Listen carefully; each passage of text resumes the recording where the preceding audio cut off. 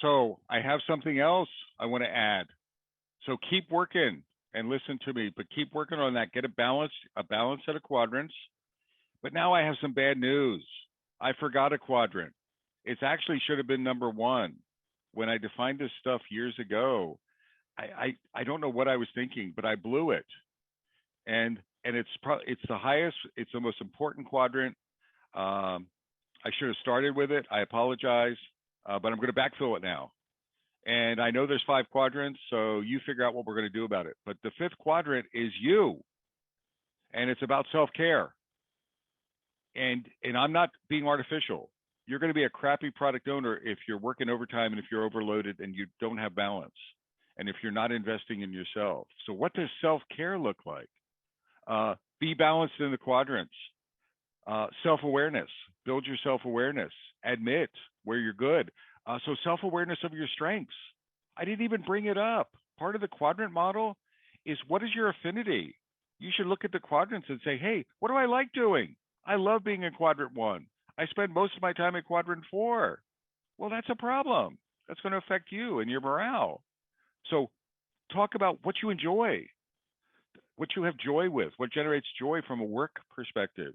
Talk about where your skills are. Hey, you know what? There's a reason I'm not spending time in the leadership quadrant. I don't like leadership. I'm not a leader. I don't view myself. I feel very uncomfortable. Well, then that's a reason. There's a skill gap. But that doesn't mean that the team doesn't need leadership. It just means maybe you can't do it and you need some help to do that. So self-awareness around quadrant balance is can be a really crucial exercise. Personal growth and learning. How much time are you spending reading books, attending with webinars like this? This is in the evening. That you may want to do this during the day so that you're not overloading yourself. So personal happiness. Are you feeling fulfilled? Do you feel trusted? I can't tell you how many product owners feel like they're micromanaged. They're in a decision-making capacity to make product decisions, but they're not. They always have to check with the leadership team. So it's that the book says I'm empowered, but the reality is I'm not empowered at all. Well, that's no way to work. It doesn't feel very trusted. Are you encouraged? Are you engaged? Do you have emotional intelligence? Do you have time to build relationships? I didn't even talk about how important it is for relationship building, stakeholder relationship building, trust relationship building, leadership with other leaders outside of product. I hope there's a lot of work on the self quadrant. I wanted to share, Len Legacy is a wonderful coach, consultant, writer, and I'll just put this up here, let you read it. I'll pause for a second.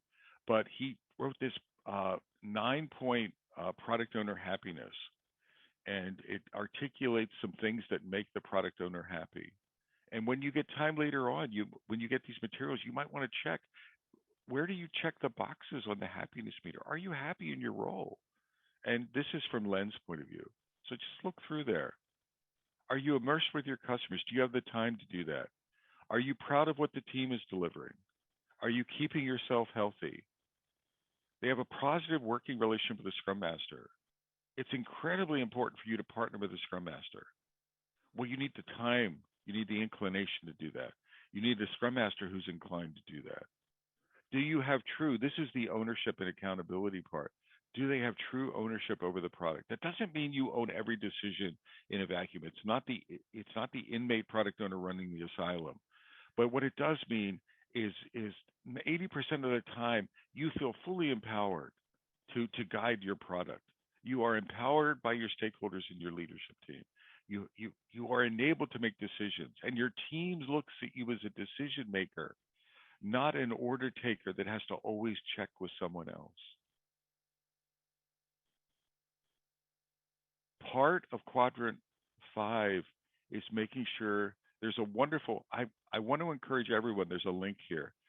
So if you haven't seen this, there's a Stanford commencement address by Steve Jobs. And he talks about in that address, doing what you love. It's 15 minutes long, as I recall. I encourage you, I implore you to view that video and then come back to quadrant 5 and check in with yourself.